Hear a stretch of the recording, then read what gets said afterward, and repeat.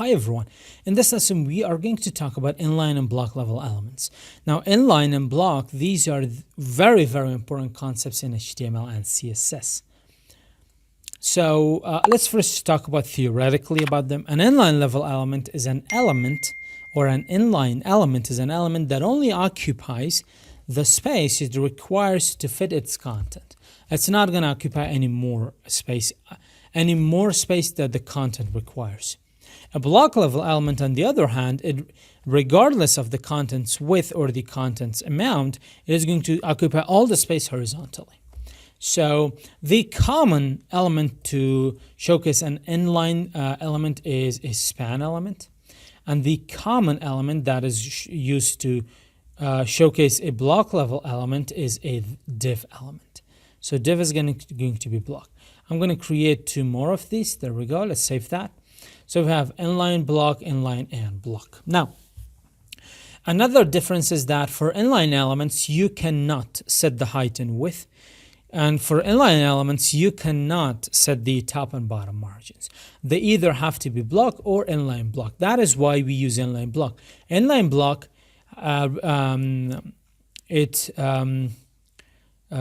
preserves, I was looking for that word, it preserves all the good things of an inline, all the while it can accept all the advantages of a block level element. That is what inline block actually means. It is inline and block at the same time. So let's dive into CSS. The same concept of inline block is in HTML, is as well as in CSS. Both of them mean the same thing. So in HTML, some elements are inline, some elements are block, but you could change those with CSS. So let's do that. So first, let's grab our span. Let's give it a height of, let's say, 100 pixels. Let's give it a width of 400 pixels. And I'm going to give it a margin, margin top of 10 pixels. And I'm going to give it a margin bottom of 10 pixels. Let's give it a background color of light green.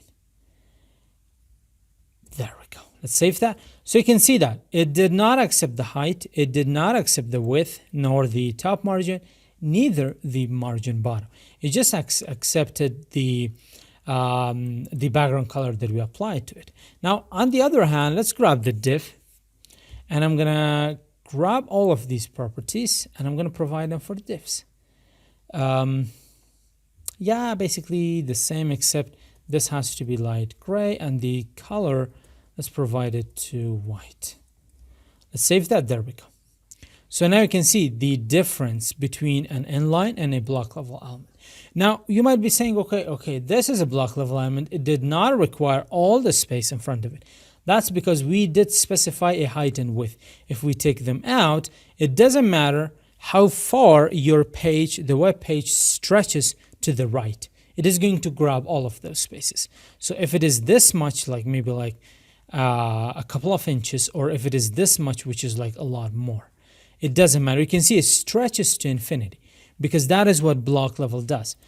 It doesn't take a look at its content. It just takes a look at the position, whether it is an inline level element or a block level element. Now, how can you change these behavior? I'm just going to keep it at that. Is using the display property of inline or block. So I'm going to grab span and I'm going to say display block. And now this is going to act as a block level element. And now you can see it accepted the height, the width, and as well as the margins. And I'm going to grab the div and I'm going to say display inline. And now these divs, they act as though they are inline level elements. So this is how you can change them with CSS. That's it for this lecture. See you in the next one.